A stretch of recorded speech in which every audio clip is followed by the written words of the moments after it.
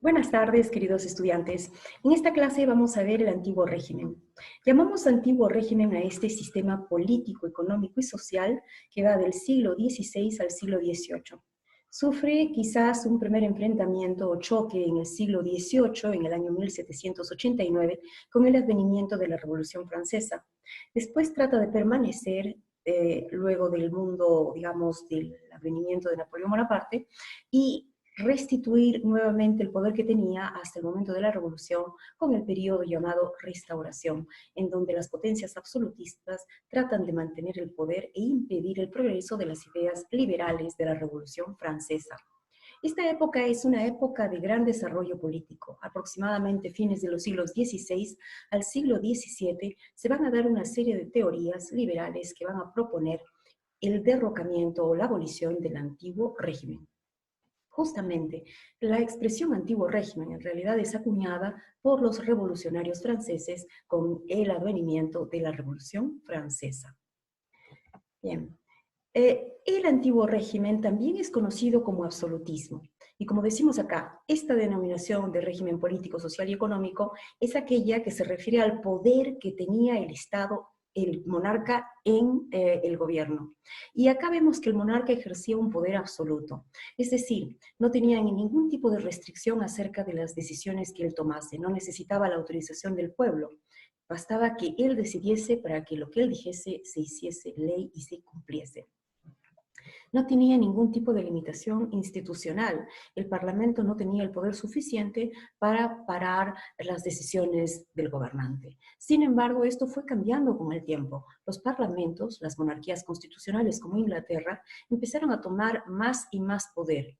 Por ejemplo, en Inglaterra, en el año 1649, se produce la primera decapitación de un monarca por órdenes del Parlamento, el monarca Carlos I o Charles I.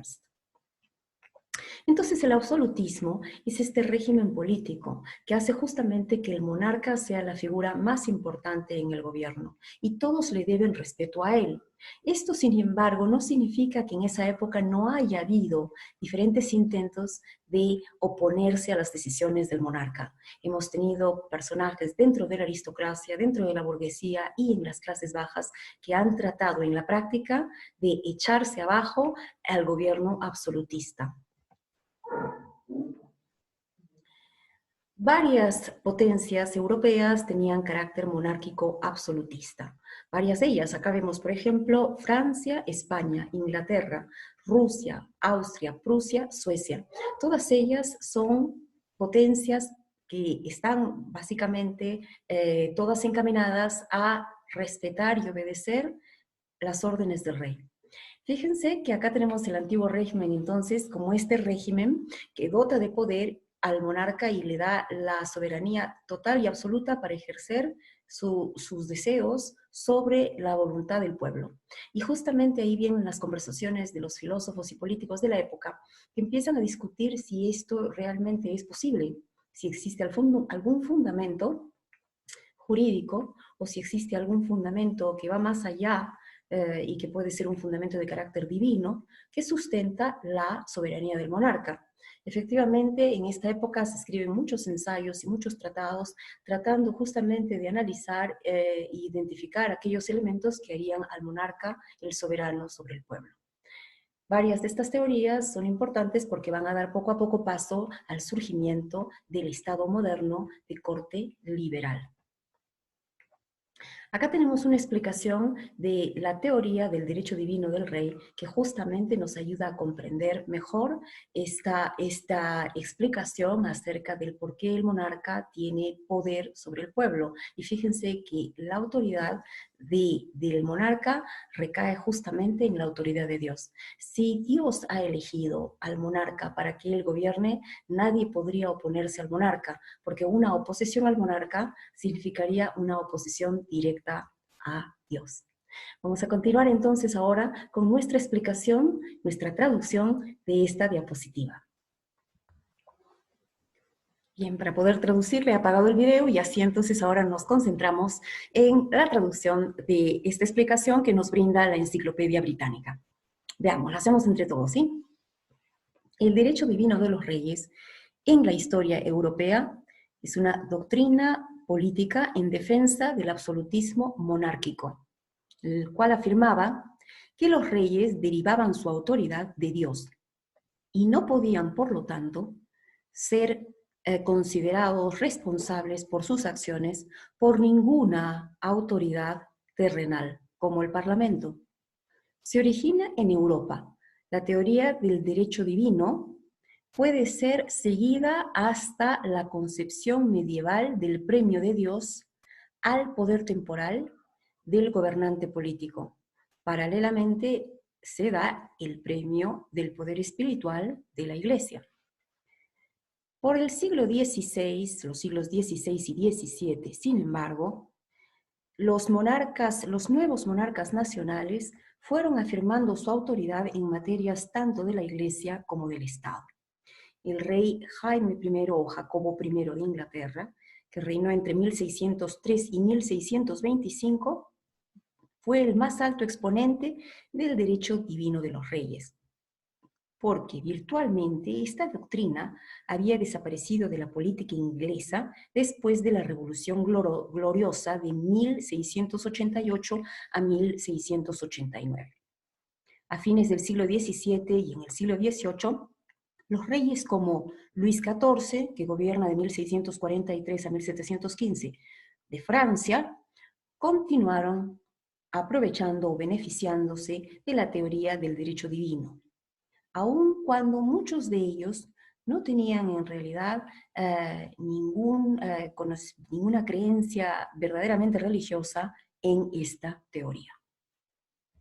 Como vemos entonces, la teoría del derecho divino de los reyes constituye la base o el fundamento para poder exponer que el gobernante tiene la soberanía sobre su pueblo porque así Dios lo quiere. Uno de los autores de la época, siglo XVI, es justamente el político, filósofo y jurista francés Jean Bodin, quien apoya el absolutismo en Francia junto con Richelieu. Los 6 libros de la República justamente exponen sus ideas. ¿Qué nos dice sobre la soberanía?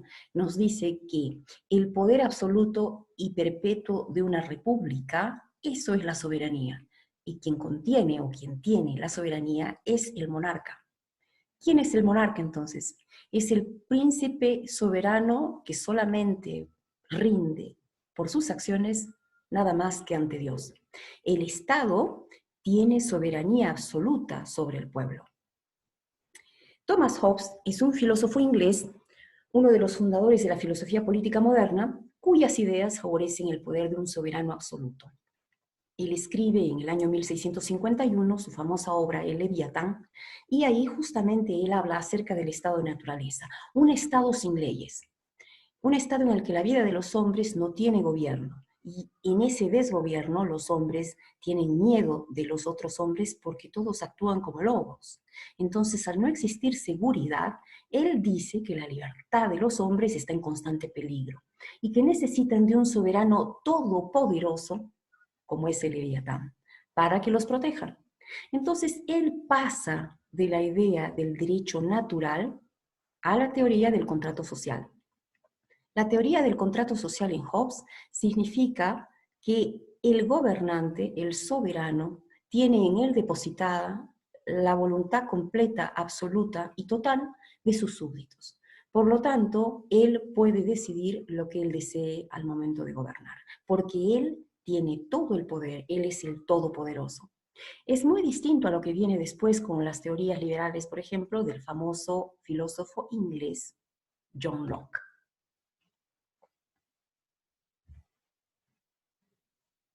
Bien, acá tenemos a John Locke. John Locke era un médico que estudió medicina en la Universidad de Oxford. Él fue un filósofo y un político inglés a quien conocemos como el padre del liberalismo clásico. John Locke escribe 3 obras de gran importancia. Estas obras fueron importantes porque influyeron en los pensadores de la Ilustración. Estas son Ensayos sobre el gobierno civil, 2 ensayos, Ensayos sobre el entendimiento humano y algunos pensamientos sobre la educación. Hablando de los ensayos sobre el gobierno civil, justamente decíamos que se trata de 2 ensayos, como está acá. Two Treatises of Government.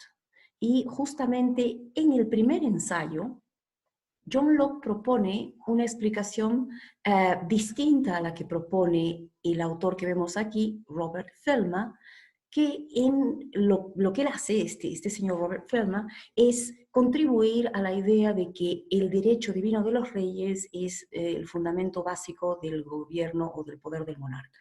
Y lo que hace John Locke es utilizar a un inglés y refutar lo que dice Feldman e ir en contra de lo que él proponía como la base del gobierno o de la soberanía del monarca. En este primer ensayo, entonces, él refuta desde los orígenes de la humanidad, desde la creación del hombre con Adán y Eva, para decir que si efectivamente hubiese sido así, en algún momento de la creación Dios le hubiese otorgado el gobierno absoluto a Adán sobre el resto de seres humanos. Y sin embargo no encuentra ningún fundamento bíblico para decir que Dios le otorgó soberanía completa a Adán como su primera creación, ¿no? El primer hombre creado por Dios. Esto es interesante porque, claro, él hace todo un seguimiento acerca de si en alguna etapa, probablemente del desarrollo de la humanidad, efectivamente Dios transmitió la autoridad divina al monarca. Y descubre que eso no aparece en ningún lugar. Entonces, él señala precisamente y trata de decir que en realidad no hay nadie que tenga por derecho divino el poder de gobernar sobre los súbditos, pero que existe entonces más bien un acuerdo, un pacto social. Y entonces fíjense qué es lo que dice John Locke sobre el pacto social. Él considera que este es un régimen social para protección de la propiedad y de la libertad de los seres humanos. Y dice que entonces todas las personas tenemos derechos sobre nuestras cosas, sobre nuestra vida, sobre nuestro cuerpo. Esa propiedad nos pertenece. Cuando ingresamos en comunidad y estamos unos con otros, enfrentados probablemente por el deseo de apropiarnos de los demás, necesitamos entonces de alguien que proteja y asegure que no vaya a ser violentada nuestra propiedad.